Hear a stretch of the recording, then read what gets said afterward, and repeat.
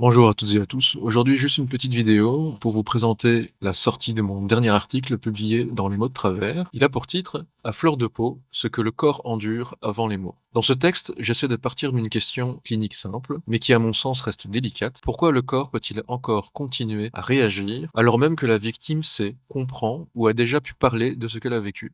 Nous pensons souvent le psychotrauma à partir de l'événement, du récit, de ce qui peut être raconté, et c'est une voie bien sûr essentielle, mais dans la clinique, il arrive que certaines traces reviennent autrement et échappent totalement au récit. Elles peuvent revenir par une odeur, un son, une lumière, une texture, une proximité, et même un climat. Le corps se met en alerte avant même que la pensée puisse organiser ce qui se passe. Alors l'objectif de l'article n'est pas d'opposer le corps et la parole, ni de prétendre tout expliquer, il s'agit plutôt d'ouvrir une réflexion sur la manière dont le corps, la mémoire, le récit, et le temps ne se réorganise pas toujours au même rythme après et pendant un psychotrauma. Vous pouvez avoir compris quelque chose de votre histoire, avoir déjà avancé, avoir déjà travaillé, et pourtant sentir que votre corps continue à répondre, comme si quelque chose n'était pas encore complètement passé.